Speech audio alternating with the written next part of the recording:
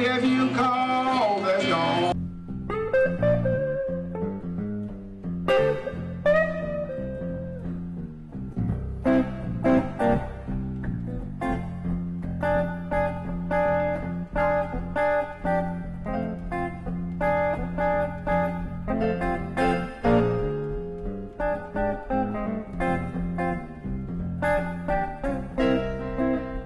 Hi Derek, nice to have you here to talk about your new book.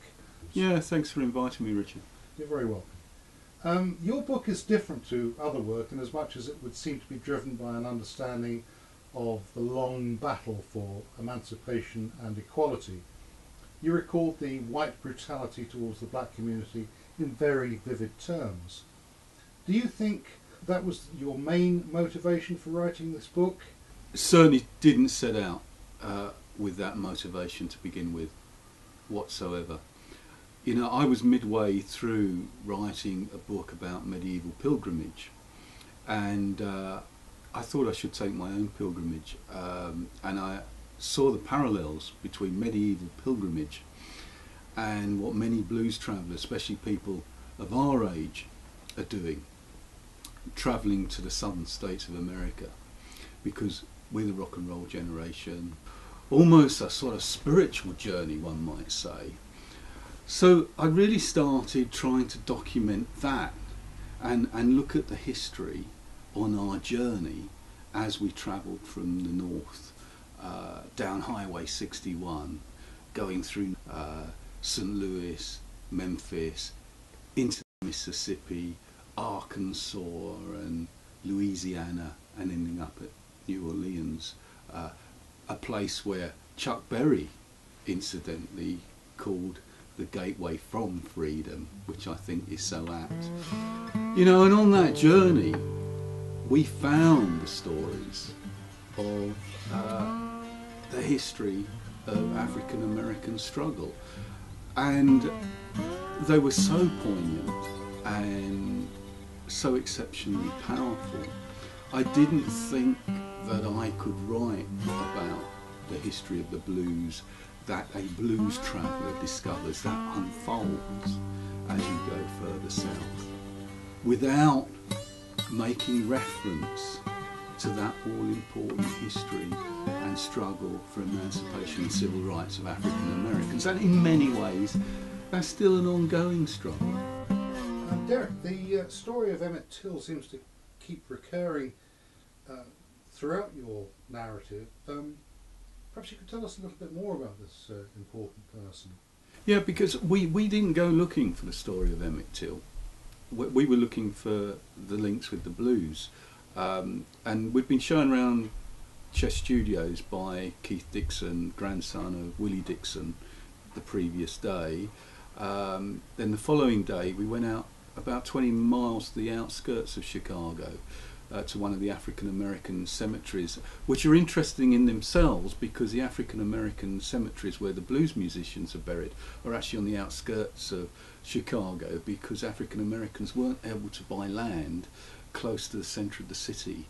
So that story of segregation comes through all the time. It's almost unavoidable. So we went out to Burr Oak Cemetery. We were looking for Willie Dixon, and a young woman came across and asked us, she said, have you found the grave of Emmett Till?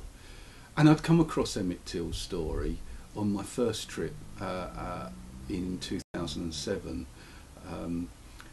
I was aware of the significance of the story by that time, and suddenly dawned on me there was something almost more powerful than what we were looking for, and again it was this history of the struggle of African Americans that just comes through all the time when you're looking for the history of the blues. And we spent half an hour in this cemetery, and we found the grave of Emmett Till, and we found the grave of his mother, who really had a very important role in the story because she brought his body back from Mississippi and put it on display, which really opened the nation's eyes to, you know, some of the barbaric acts that could occur with impunity.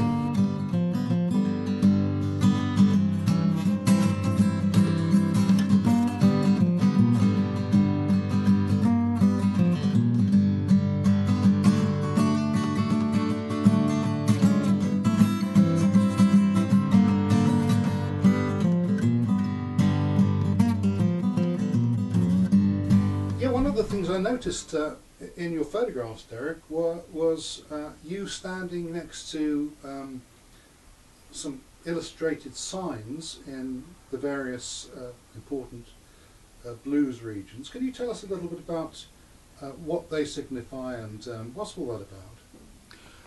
I think that's a fairly recent development, that you've seen civil rights markers being established in the southern states, highlighting the history of African American struggle.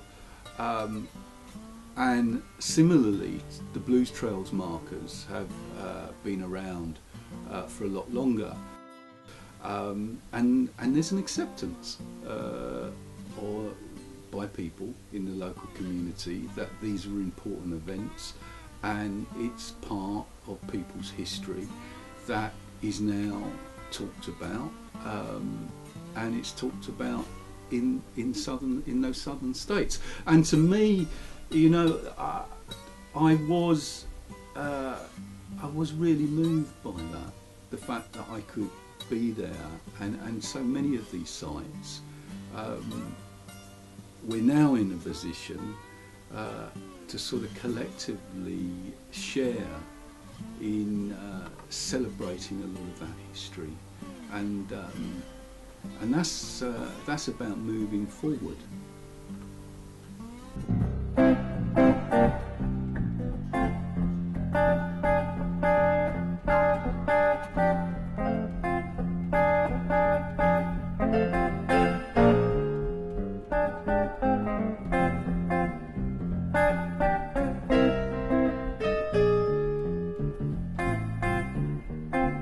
Why don't you tell us a little bit about who you did see, what impact they had on you, and that kind of thing? There's an awful lot of blues, certainly by the time you get down to Mississippi.